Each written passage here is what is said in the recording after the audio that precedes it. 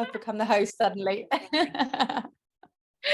Hi everyone, welcome to this evening or this afternoon, depending on where you're based, the webinar where we're going to be talking about how to grow your personal brand and utilizing strategies such as lead magnets and looking at tools, quizzes that are able to help you grow your connection, grow your visibility, and grow your trust timer. So I'd love to introduce Rebecca. Now, Rebecca is the head of what was you they say head of growth, was it head of lead growth?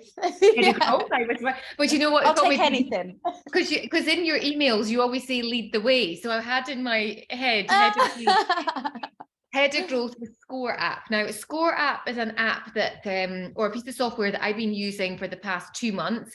I was introduced to it at the Entrepreneurs Marketing Conference last year, where Daniel Priestley did a fabulous presentation on the benefits of engaging with your to-be clients or your potential clients, bringing them from your social media into your mailing list, and just really how to nurture them and build trust, and to do it in a really fun way, which is through a quiz. Now, over the past month, I've grown my mailing list. I think we worked out it was just under 100 leads in less than 2 months. We've had over a 50% conversion rate and people coming in and doing it, to either booking a call, completing it. So for me, I love it, and it was so easy to implement. And being that Q1 was all about processes and systems and making life a lot easier, you were one of the systems and processes that we've used. So why don't you tell a little bit more about what Score App is and take over from there? Yeah, brilliant. Thank you, Kelly. And so it's lovely to sort of be here. I'm just going to share my screen really quickly. Just bear with me. I am prepared. Right, can you see my screen all okay? All good. Fabulous. Thank you. So I am Rebecca Hollis, and I'm head of growth for Score app. I have been working with Score really since the beginning. We're a startup company. We have been going for about 2.5 years now, and I've actually grew up as a friend of one of the co-founders, Daniel Priestley. But prior to that, I have been working at Saatchi & Saatchi in the advertising space. I have been working in digital consulting. I've done a lot of things, but really a lot of my sort of interests and my passions really evolve around helping people to solve real world problems. And I believe people being able to get their business out there and to generate leads is highly beneficial, and it does impact people's lives. So joining Score App was a big deal for me, and I really enjoyed building this company. And obviously, like Kelly was saying, that it is making a difference to companies and businesses in lead generation. But as we go through this, I'll be able to explain that there's a lot of things that quiz marketing can actually do for your business above and beyond generating leads and building your actual list and your social media following.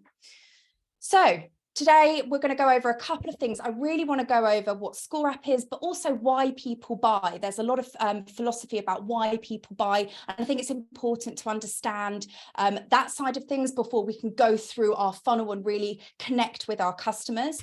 And then looking at actually what is a scorecard marketing campaign itself.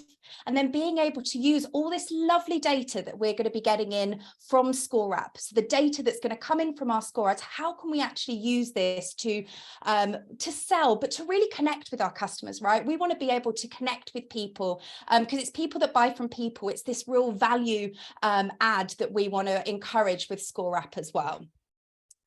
Okay, so everything is downstream from lead generation. This is something myself and Dan, we talk about a lot, that we want to make sure that everyone understands that everything is downstream from lead generation. You can have an amazing product, you can have a high-performing team, a game-changing service, but if you can't generate leads, then you don't really have a business. But on the other hand, if you have a steady flow of leads coming into your business, a pretty average setup, you'd be able to fix almost any problem in your business. So generating leads means you'll be able to improve your business. You can hire a great team. You can raise investment. So having a steady flow of leads coming into your business is definitely vital, and at any stage, because that pipeline still needs to be building. In 2023, customers really expect this hyper-personalized experience. A lot of people talk about not wanting Big Brother to be watching them. They don't want their Siri to be doing all of these things. They don't want all of these things, but people really want brands and people that they're working with to really understand who they are, and they want to be spoken to like real people. So hyper personalization is an absolute expectation. They want to feel that everything is value driven. So whereas if you're trying to build your email list, just saying, can I have your email address? People don't want to give you that. They want something in exchange. And also as a business, you want to give them something back of value as well. So this real value exchange is something that we are really, really hot on. Moving towards a goal or a problem, people really want to feel like we are solving a problem for you, or that there is a goal that they want to achieve, and that this company or this person or this business is going to be able to help them. And that is when they buy. And they also believe that ease of use of any technology. Lots of people don't want to spend ages learning how to use something. They really want to have access to the right people around them to help and support them. A bit like Kelly, like you want to make sure that people that really know what they're doing, know what they're talking about, have the right tools, that you're able to connect with them, so they help you get to where you're going a lot quicker.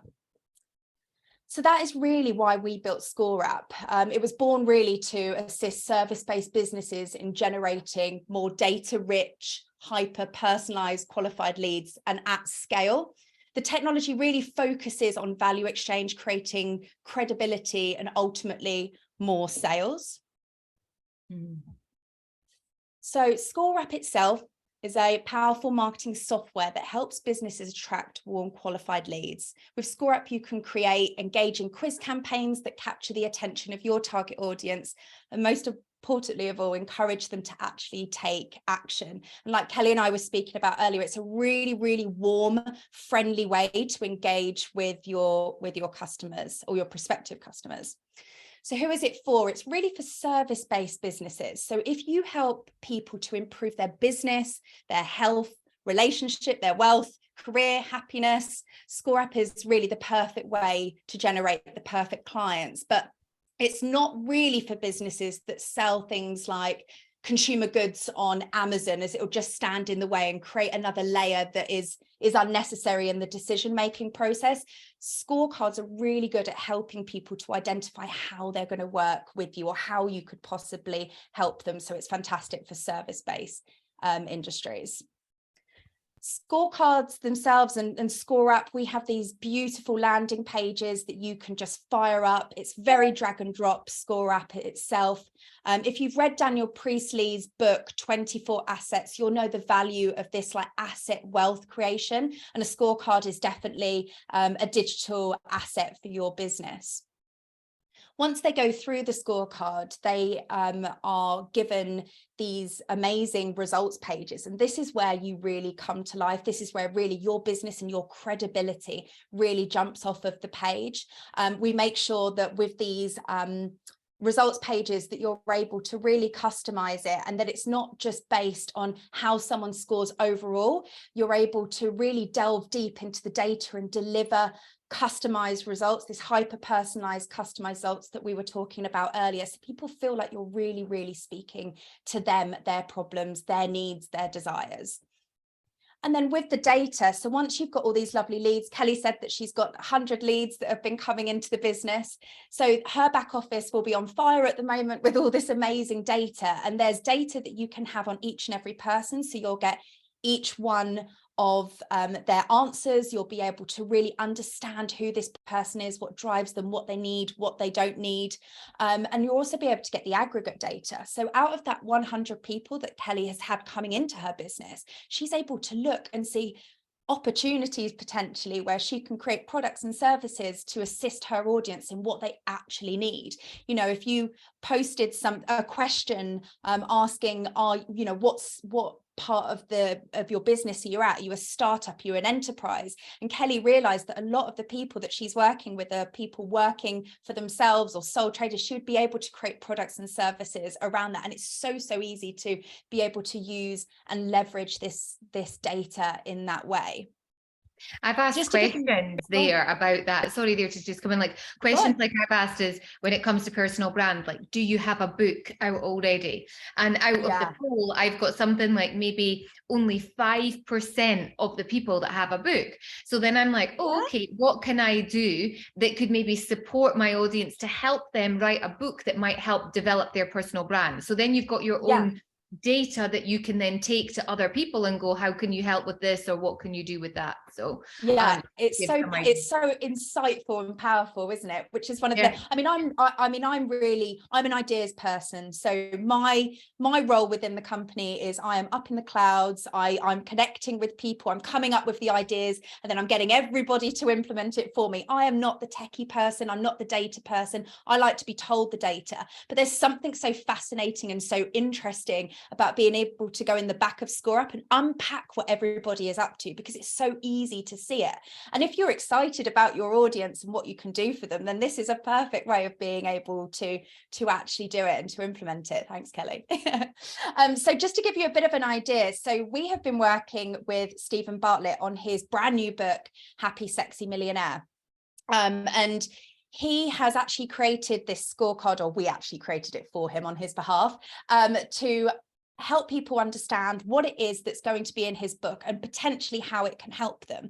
So this is his landing page, dreaming of becoming a happy, sexy millionaire. And I think most people will see this hook and go, yeah, of course I am. So this is a really fantastic scorecard, a really great hook, and it's going to make people want to take the scorecard to understand where they are at this time. Now, what he's done is he's actually broken it down into 3 separate areas. He's got happy, sexy millionaire, which is fulfillment, love, and success. These are all the ingredients, I suppose, that you would put into create being a happy, sexy millionaire. So what he's done is he's used these 3 different areas as his categories, and under each one of these categories, he's created a set of questions to help him identify where each person is going to be as they go through the quiz. And at the end, it will pump out a result, which will be the overarching result. And it'll also have the individual categories as well. So here's just an idea of some of the questions that he asked. On a daily basis, do you make a point of thinking about at least one thing you're grateful for? Super simple, yes or no. You could do that in 2 seconds. Do you regularly look for the opportunity to give or help others? Again, yes or no. And then we've got a couple of like sliding scales or benchmarking yourself.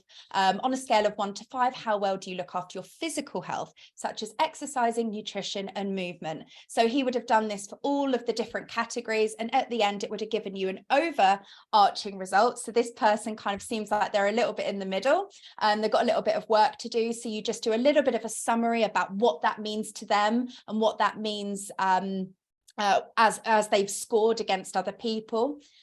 And then it goes into individually what each one of these categories means. So obviously they're doing very well with fulfillment, they're doing very well with success, but obviously that seems like it's coming at the cost of love.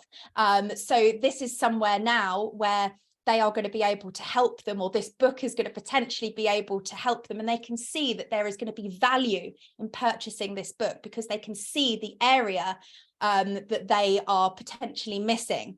And what we can also do is with each one of these different categories, we are able to deliver content. So this content isn't just so for low, medium, and high scores, you can deliver content that will actually speak to that person. Again, making it hyper personalized and feel like it's really, really personal and credible to them.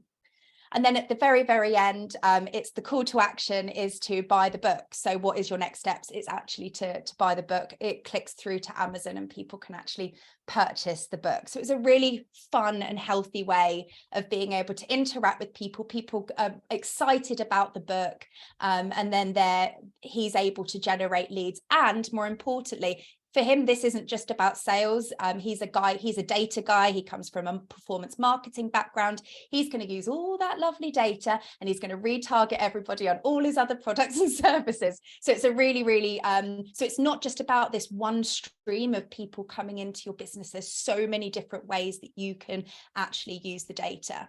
So one thing that we know for sure is that people really do love to score and improve themselves. It's really in our nature as human beings. It's something that we're able to tap into with scorecards. Absolutely. People love it, whether they want to know what type of Disney princess they are, or whether it is something a little bit more hard hitting, wanting to understand and improve their business. People just love to be able to score themselves. And that is why people will want to take your scorecard. People think, well, why would someone want to take my scorecard? Because they love it, because people want to score, improve, and understand themselves. I think people have wanted to do this for such a long time. Like, I think back to, teenage magazines where it's like, we're what kind of person, what kind of studying are you? Are you like the studious type, or are you the adventurer? And I even think, maybe even was it 8-10 years ago, it was like, find your love language, do this quiz and find out what it is. Like, all of that, I think, is really enticing. It's so and it is, people want to know things and want to improve themselves. That is a part of our nature as human beings. I'm really into psychology. It's a huge part of why we do what we do, why we are purpose. Humans are purpose driven, and they really want to make sure that they are constantly striving and constantly improving. So the scorecards in themselves, no matter what business it is, people will want to I want to get better at cooking. I'm a terrible cook.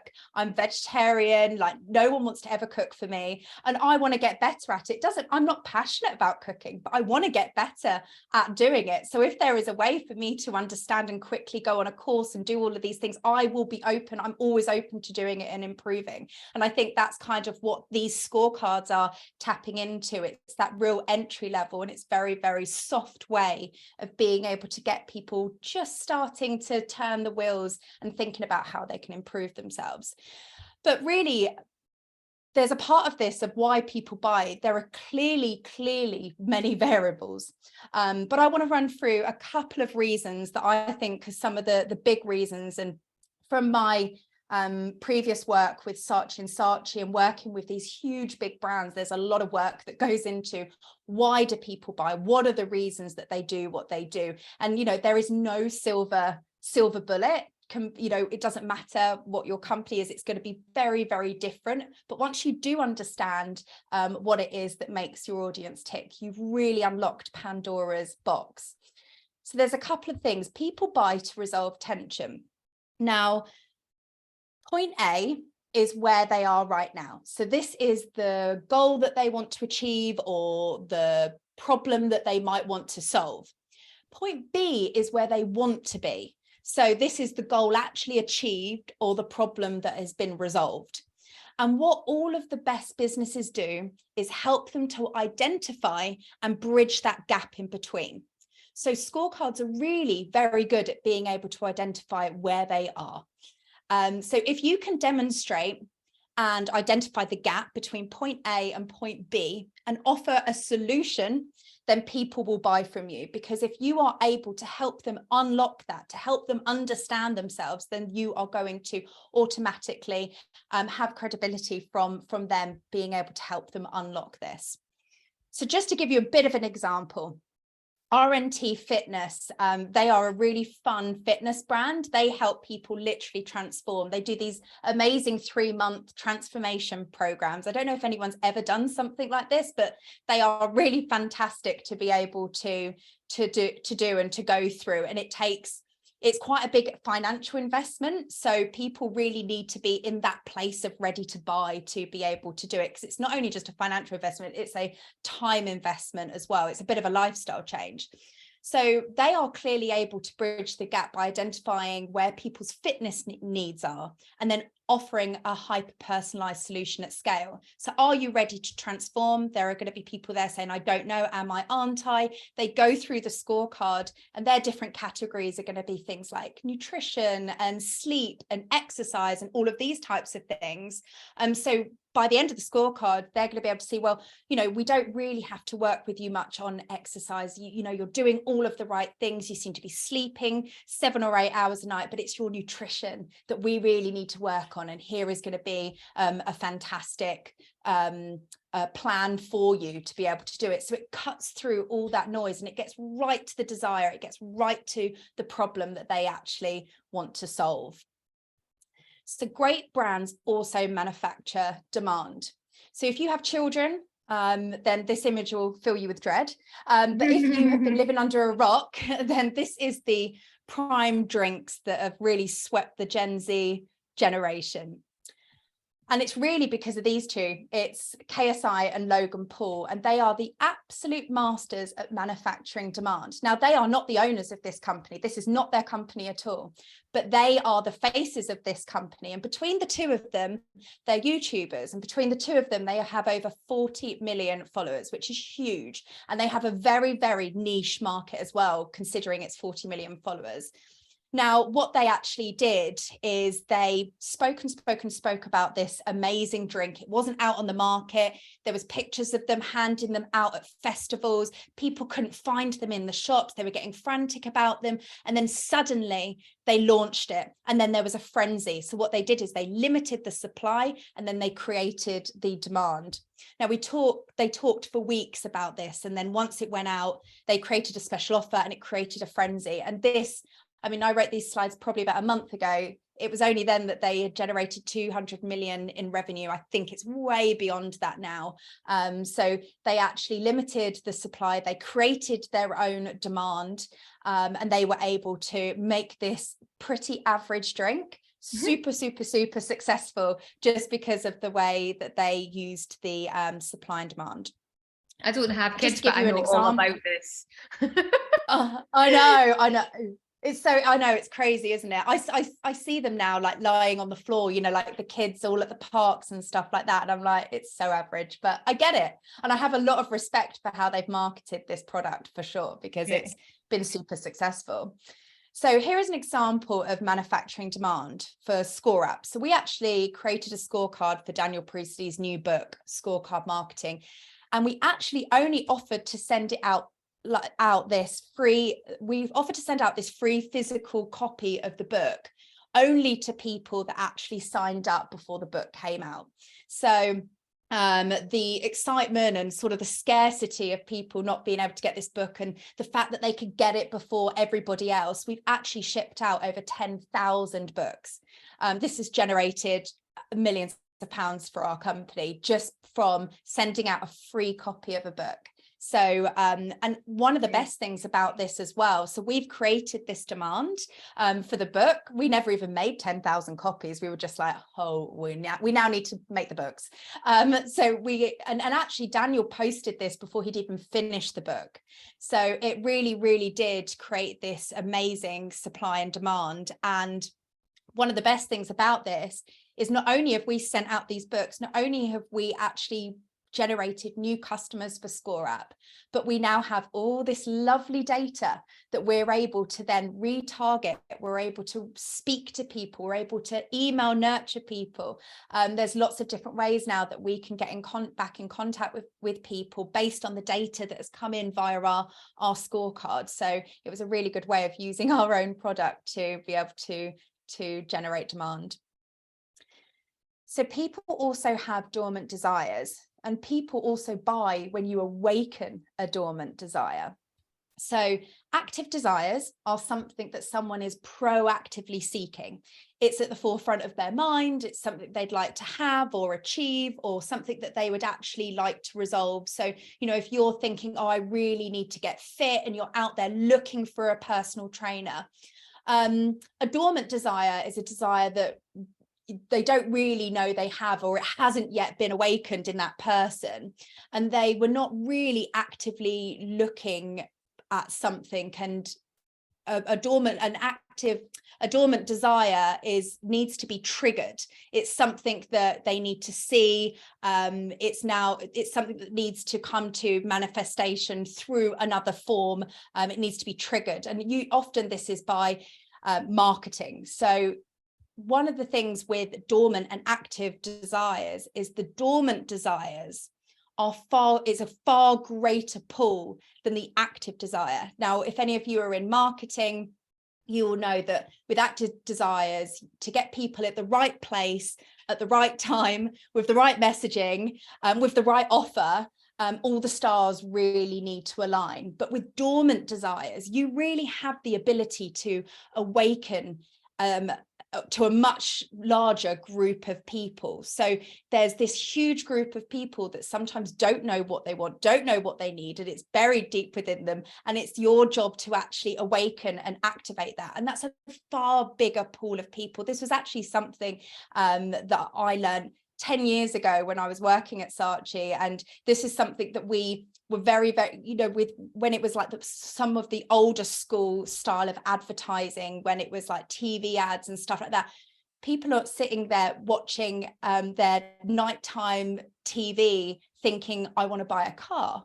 But it's these ads where you're putting these ads in front of people, because back then it wasn't, you couldn't have, there wasn't a lot of this. You could sense who the audience was, which you can do a lot more now. You can, especially with Facebook and how they run it. But with then, you actually had to awaken their dormant desires. You had to excite them about something. Actually, I do want a Toyota. That's exactly the car that I want. I do want that red Toyota. So these dormant desires are a huge pool of people that are just waiting to be tapped into. Now, David Fraser is the founder of Bunkie Life. Bunkies are little cabins in the woods that don't need any planning permission in Canada. They're amazing. They're really, really super cool. But people didn't really wake up thinking, oh, I want a bunkie. But with a powerful promotion campaign directing people to his scorecard, he was able to awaken people's dormant desires for a bunkie of their very own by saying, are you ready for the bunkie life? So we did a lot of promotion around this, but people would go through and go, that's kind of a cool idea. And by the end of it, he would say, actually, like you seem to have the right space, you seem to have, the right lifestyle, etc., etc. But there are a few things you could tweak. And here's all the amazing things that you can do with a bunkie. You could put your in-laws in it at the bottom of the garden when they come to visit. So he was really able to awaken people's dormant desires with advertising his bunkie. His scorecard itself, as you can see a snapshot here. So from 2009 to 2021, I think it was, he went from an $800,000 business. And within a year, within a couple of years, he was a $7 million a year business. And he did this all through his scorecard. He credits this absolutely to his promotional campaign with his scorecard. And he was getting things like 14,000 people visiting. He was getting a huge conversion rate on this purely because of how he was targeting people, and it resulted in millions and millions of pounds worth of business. So he was able to awaken that dormant desire. So I bet everyone's thinking, I want a bunkie. Never heard of it, but that's interesting. I know. You said it also doesn't really work with products, but that's a product. Well, yeah, but it's more like a quick fire product. So something, if you were going to go to Amazon and just buy something on there, then this is more of a consideration product. It's like a house consideration. So this is something, it has to be built in the garden. There's quite a lot involved with that. I think there's something like 8,000 to 10,000 starting dollars.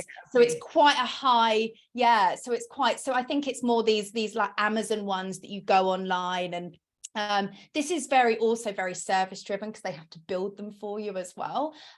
So there's a lot of consideration when it comes to these. But Score App, it helps create tension, it helps manufacture demand, and it awakens dormant desires, and it really creates that environment for people to know, like, and trust you, which I know Kelly is really, really keen on. He wants to make sure that you have this environment when you're working with people, that you really nurture your audience, and they feel like you understand who they are, and this real value exchange then happens. So a scorecard marketing campaign in itself is really broken down into 4 sections. So you have the setup of your scorecard, and actually we're just about to implement an AI tool to make it a lot easier for you to set up your scorecard. So you'll answer a few questions and it'll populate your scorecard for you. So it'll give you a bit of a, cool. I know, really cool. So it'll give you a bit of a head start. So setting up your scorecard, And then you want to make sure that you promote your scorecard. A lot of people, they set up their scorecard and then they promote it once, or they send it to their email list, or they post it on LinkedIn and then forget about it. And one of the things that we really encourage is this constant, continuous promotion, making sure that you are, if you are a speaker, that when you're talking to your audience, that you post your scorecard up on one of your slides, so you're getting that feedback loop, that it's not just a broadcast. The same if you're posting videos online and all of these types of things as well. So there's lots of ways that you can promote your scorecard, and it's incorporating it into what you do. And then being able to, once you've got all these lovely leads coming into your business, being able to leverage that data, because people are not going to necessarily buy straight away. So it's making sure that you're able to use that data to nurture, to be able to create products and services, to be able to create social media posts and all these other things as well. So it's this huge loop. And then being able to leverage that data for sales. So if you think that you're not in the data business, then you are absolutely wrong, because we are all in the data business these days. So with the setup, really briefly, just to kind of give you a bit of an idea, some of the things that you need to think about. The concept is basically the overarching idea of your scorecard. So concept is, I am doing X scorecard for X person or X business. So give yourself kind of a bit of a concept. Just focus on one area. I know a lot of people do lots of things in their business. I've actually got 3 businesses that I have, and you can't do a scorecard for everything. So you really have to focus on your niche. Go niche at first, and you'll be really surprised, because it will really speak to that audience. The hook is actually is what is the tension that you're going to resolve for people. So if you look at Happy Sexy Millionaire from Stephen Bartlett, his hook was amazing, and it really helped. It was clear that he was going to help people to become a happy, sexy millionaire, and this was kind of the first stage of it. So think about that problem or the desire that your audience has, and use that to really create a fantastic hook. And then you need to make sure that you have a fantastic set of questions. So think about the categories that your business wants to have. I recommend not necessarily doing categories on your first scorecard. Keep it simple. Just do 10 questions. Do a really simple scorecard and just do 10 questions, just to kind of just to get a feel of how the scorecard works. And then you can go into something a little bit more complex down the line and start adding categories. The results page. So the results page is where you're really going to sell yourself. It's going to be the page where you're going to educate people on what their score means individually, make it hyper personalized, but also to really be able to sell yourself. So this is your credibility builder. This is where you are going to be able to say, I understand who you are.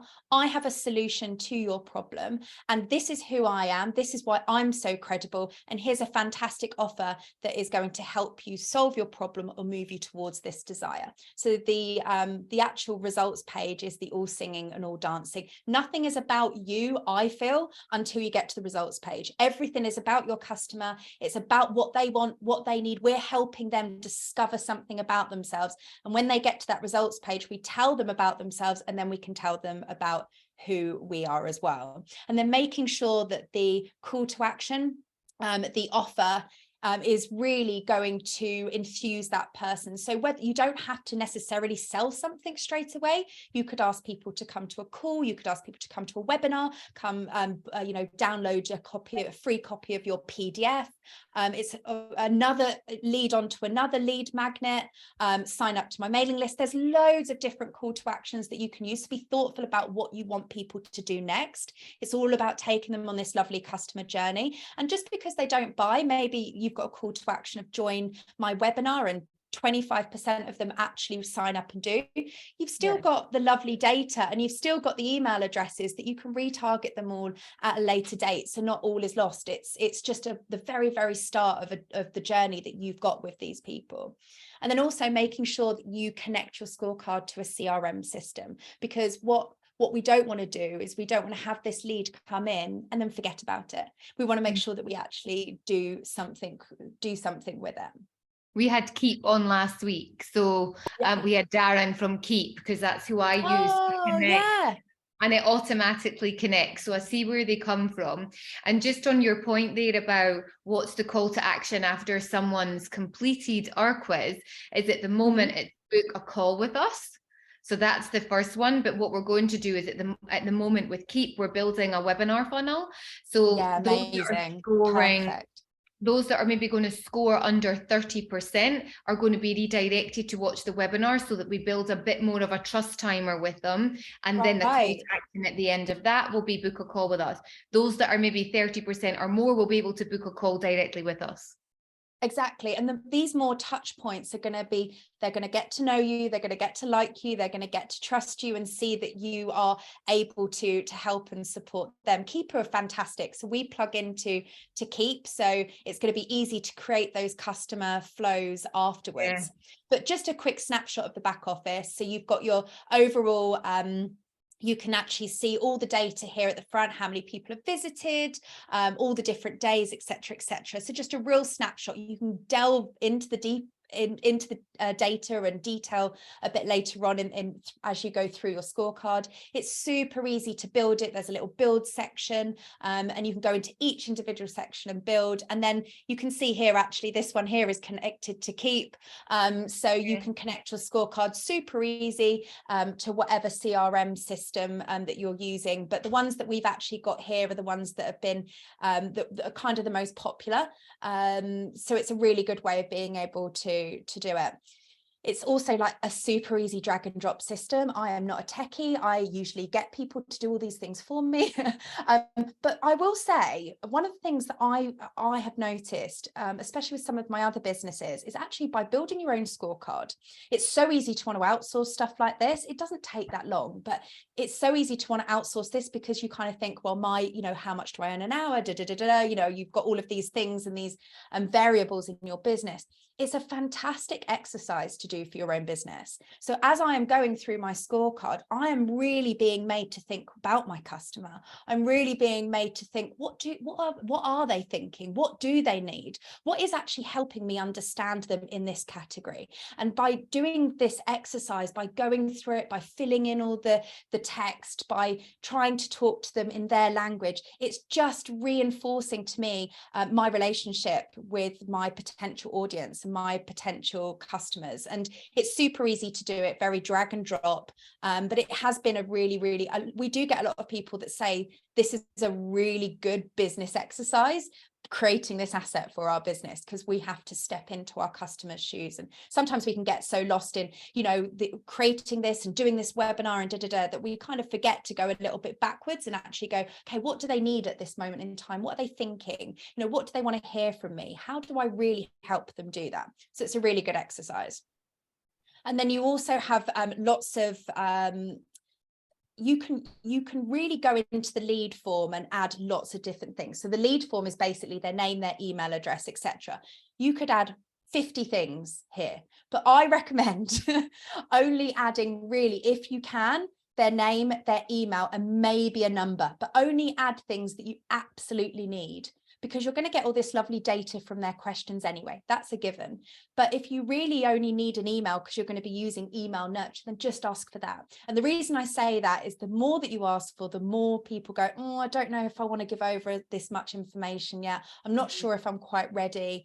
So make sure that you're only really asking for what you need. For instance, when we gave out the book, we needed to ask them about their address. We needed to know what country they're in, those types of things. You might be doing an event in Dubai, or you might be doing an event in London, and you need to know their location. So just be thoughtful when you fill in this lead form and think about what they might be thinking. So don't overdo it with the amount of things that you can actually put in there. And you also have control over the GDPR in the back office as well. So it's actually all set for you. But if you want to go and add your policies, etc., it's all done.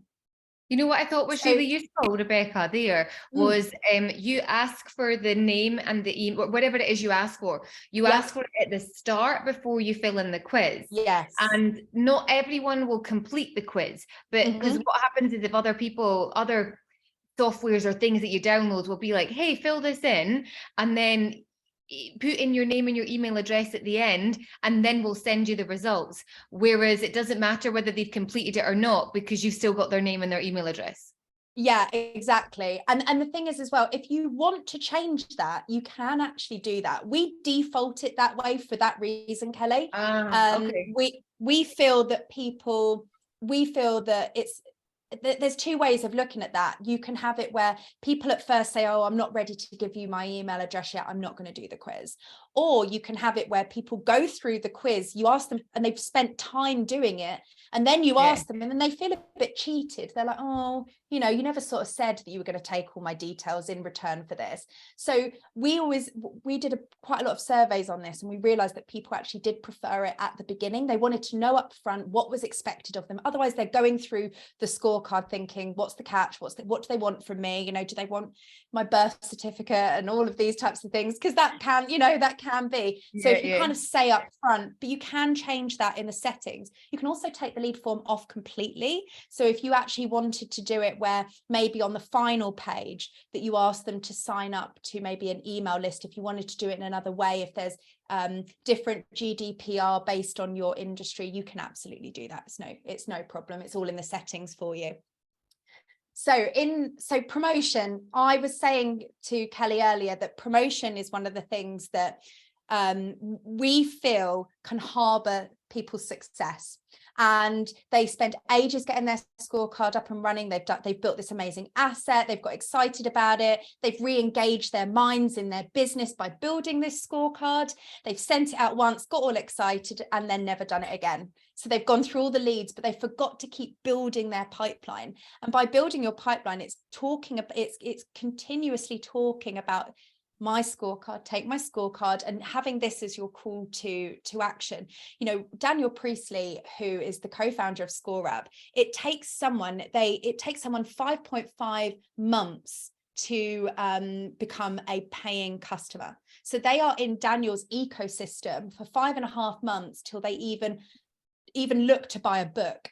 So for someone like Daniel, who is an award-winning entrepreneur, he's built 10 businesses, you know, he's really celebrated and trusted, and he's clearly credible online. It still takes people a little bit of time to buy from him. Obviously there's some of his products, his accelerator courses, you know, are a lot more money, but it does take people a long time to buy. So you want to make sure that you're reinforcing the messaging of take this scorecard, come and understand, find out your score, etc., etc. And you can do that in lots of different ways. Now here with the promotion, I've kind of picked on somebody that I found that seemed to be doing it quite well, one of our investors, Adam, and he's posted it on his landing page, he's posted it in his hero, he's posted it in LinkedIn and pinned it to the top. He's done it absolutely everywhere. He's really posted it wherever he can.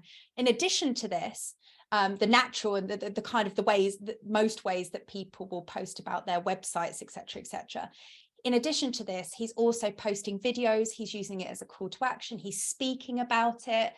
There's lots of different ways, and that's why he has been so successful. He's been using it at events and workshops, social media posts, direct messages, and he's also been doing joint ventures and partnerships with other people as well. So he has been using other people's lists and re-engaging their lists as well.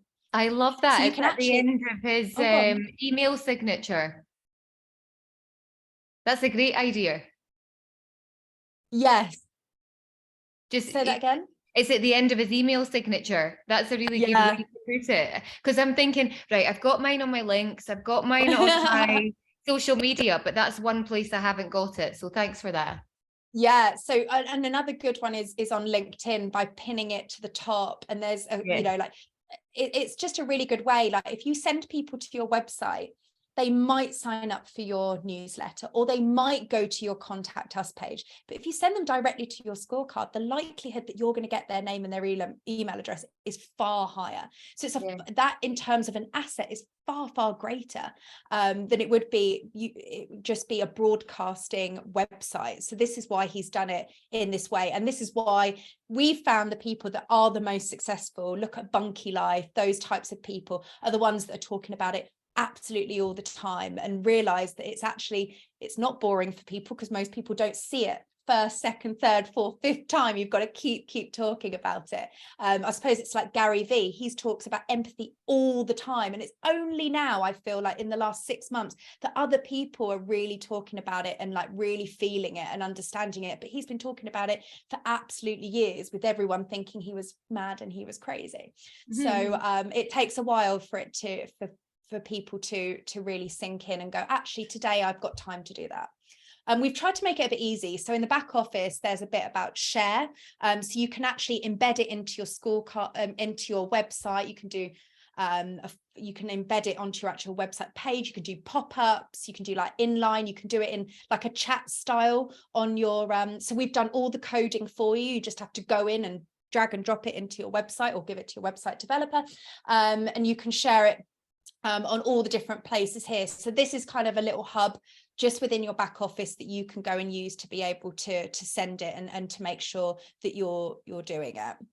And then also in the back office as well, you've got this lovely data, and these can be used as well as social media posts. So I was speaking earlier about this aggregate data. I'm a big fan of this because I've become absolutely obsessed with how we're going to be. I'm just launching a huge partnership program, and I've become obsessed with using this data to be able to launch our partnership program, to be able to talk to people. So being able to, you could take these posts here and actually feed it back. And so people that have actually taken your scorecard, you could tell them how they benchmarked against other people that took the scorecard. And it's a really good way of re-engaging your social media following and saying, you know, we had 100 people take this scorecard yesterday, and of that, X amount of you thought this, and it might re-engage other people to then want to go and take it and to see where they actually stacked up. So being able to use some of this data for promotion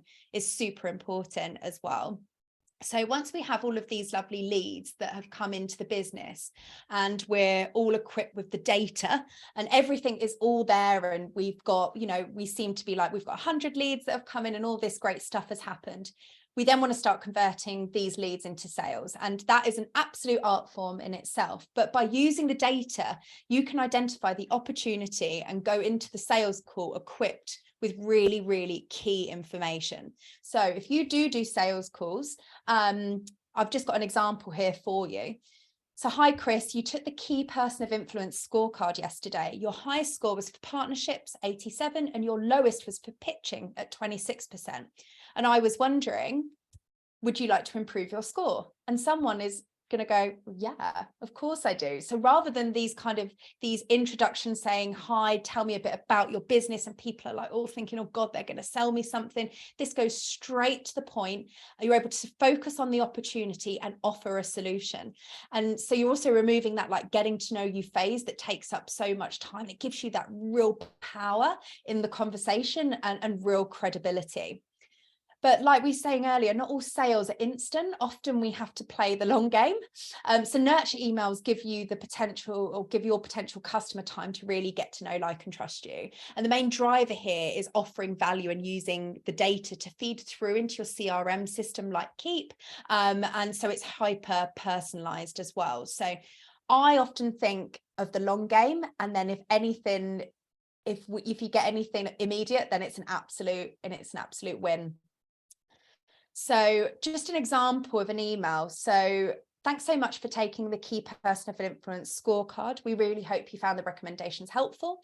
Having spent the past 15 years working with entrepreneurs, we know that carving a niche takes time and effort, but the hard work really does pay off. To make things a little easier for you, we've put together some free video training that will help you make great strides forward in your biggest growth area, pitching. Here's the video.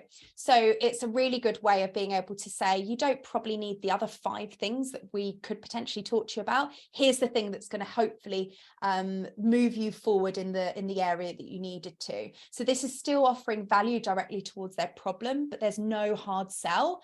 It's a complete value exchange, and it's nurture, nurture, nurture, nurture. And this is what's going to build the trust, and is going to build your brand, and is going to keep people seeing you on social media and thinking, oh, they sent me that thing the other day. And it's just going to build this credibility, and it's going to build your brand. So there are four main ways. There are people that are using scorecards in really cool ways recently, but the four main ways that we say that you can actually use it is lead generation. So, you know, that is kind of what Kelly's doing. She's bringing in leads into her business. She's trying to ascertain who people are. So from there, once all those lovely leads have come into your business, you can actually qualify them. So if you had 100 leads coming into your business and you had a salesperson working for you and they had to call through 100 people, that's time, that's money, that's resources. But if you had 100 leads coming into your business and 60% of those really you wanted to direct towards your book, they were probably just at the early stage of business and they weren't really the right customer for you, direct them to your book, and then you can use your salesperson to just call that 40%.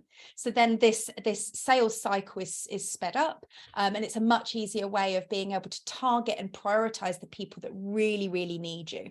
There might be within this data an absolute dream customer for you, and you can actually identify this in the back office by using our audiences. So you can say this audience profile would be my dream customer, and you can use it to actually reach out to them yourself. So if you've got very, very limited time, those would be the people that you would want to actually reach out to personally. So you've got lead generation, qualifying leads, and then also benchmarking clients. This one for me, if you are a coach or in some sort of service-driven industry, is the absolute best one. So one of the things that can prevent people from buying your product or service is they're like, I don't know if it's really going to work for me. I don't know if my investment is going to produce an ROI. I don't know if I'm going to really be able to quantify it. Maybe you're selling B2B. And you are selling into a business that has stakeholders that say, well, we need to see the results. You know, if we're going to spend £10,000, £20,000 with you, we absolutely need to see what the results are. And that's where a scorecard is amazing, because it's able to benchmark clients. So we had someone called his surname's Power. What's his first name? Oh, he's going to kill me. So we've got someone that Teddy Power, is it? He actually works in the mental health space, and he has these fantastic programs, TJ Power, and he has these fantastic programs that he is able to, it's kind of more for helping people virtually.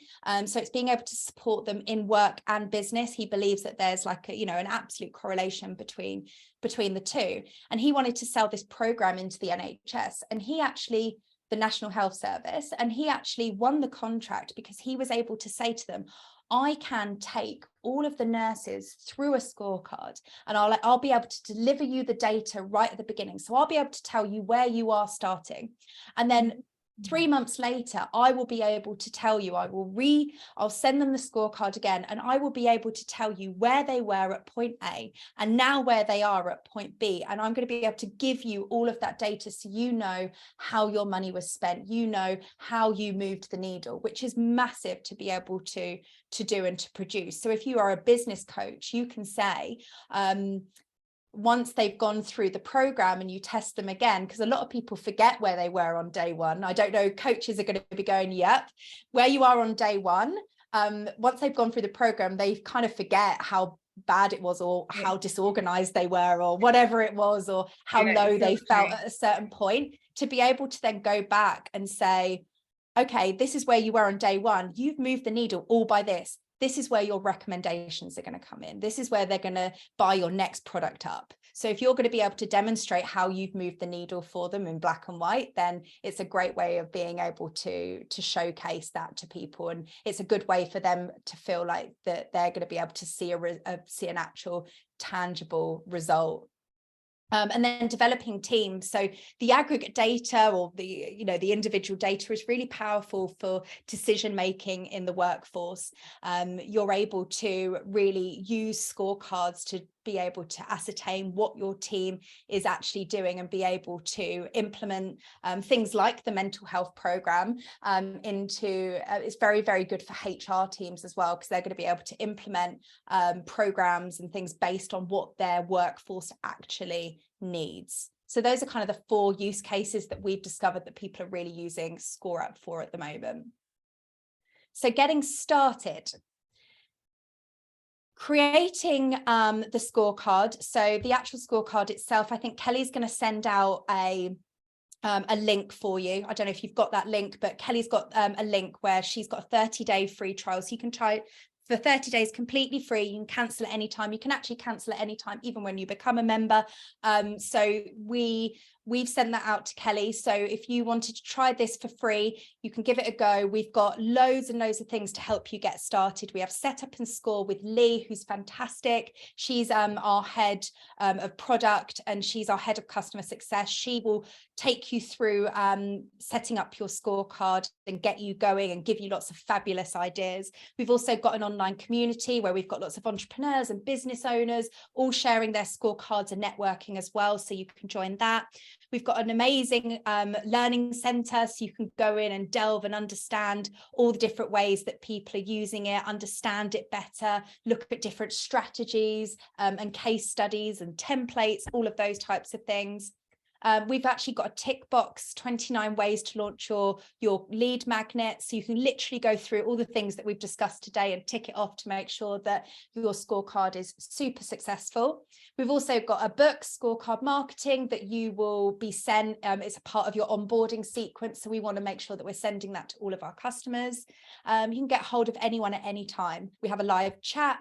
We have Zoom calls. We do half-an-hour Zoom calls if you get stuck. So you've got tons and tons of support. And these are the legends that do it. The people that work with me, they are amazing. Anytime I don't know how to do something, I instantly call them up and they are there to help. We have an award-winning customer service team. They are absolutely fantastic. And so one of the things about technology is people are like, it's scary to start using something new. You don't need to be scared, because these people have got your back, and we've got a fantastic support team that will be able to help you. So thank you, Kelly. Hope that was helpful. I hope that gave you a few ideas. It was awesome. Has anyone got any questions about this? I didn't know that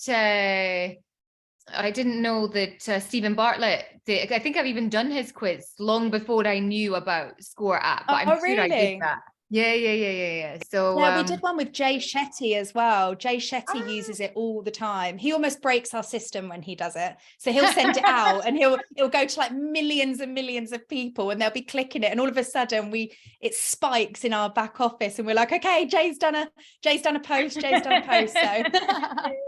I love it. If anyone's got any questions, let me know. We've got like kind of one more minute. I've got a 7 o'clock I need to nip off to. Yeah, exactly 1 more minute. Thank you so much for your time. I'm going to put an email out to everyone and share that 30-day free trial. They can play around with it. I'm not techie either, despite the fact that I do have a digital agency. I can do the scorecard app. And normally I would always get like Irish to do my stuff. I'd be like, can you create this? But I can actually do this. So I'm super happy. Yeah, I'm with you. Honestly, I work for a tech company and I'm the same. So, but it's actually quite a fun thing to do. It's fun, isn't it? It's quite a fun exercise if there is one in business. So much. Yeah, exactly. You're welcome, Farah. Thanks. I'm so glad you enjoyed it. Well, I'll say good night to all of you. Good afternoon if you are somewhere else in the world, and good morning. Have a great one. Thank you, Rebecca. Really appreciate your time. You are so welcome. Big kiss to you all. Bye, See you later. Take care. Bye. Bye-bye. Bye-bye.